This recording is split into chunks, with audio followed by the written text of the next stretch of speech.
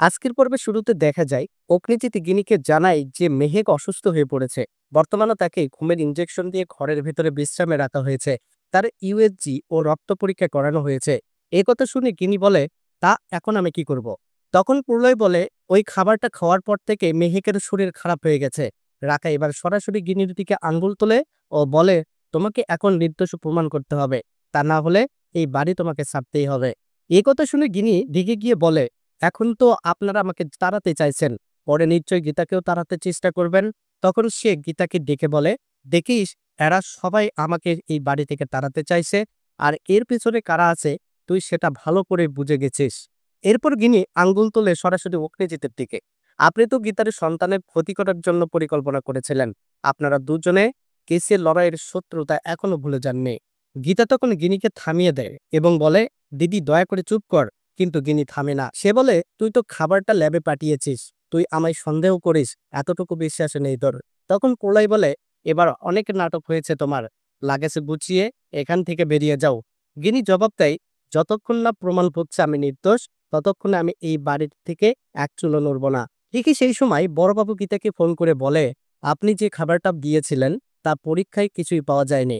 এই কথা শুনে গীতা অবাক হয়ে যায় এবং বলে, তাহলে অন্যায়টা আমিই করলাম। তারপর গীতা ফোনটি কেটে দেয়। এদিকে গীতা গিনিকে জড়িয়ে ধরে, গিনির সামনে হাতজোড় করে বলে, ফরেনসিক রিপোর্ট এসেছে, খাবারে কিছুই পাওয়া যায়নি।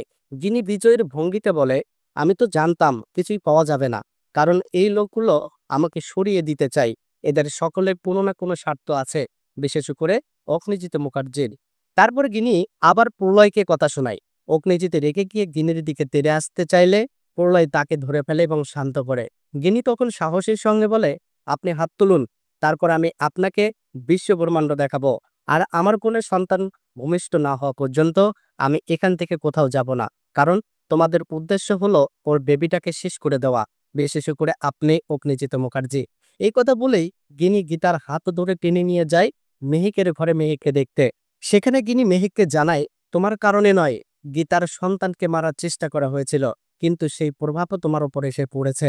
গিনি আরো বলে, তুমি বরং তোমার শ্বশুর বাড়িতে ফিরে যাও, ওখানে আবার নতুন করে জীবন শুরু করো।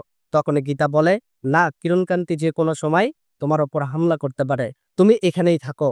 এরপর গীতা গিনিকে বলে, এইসব কথা ভেবে মন খারাপ করিস না দিদি।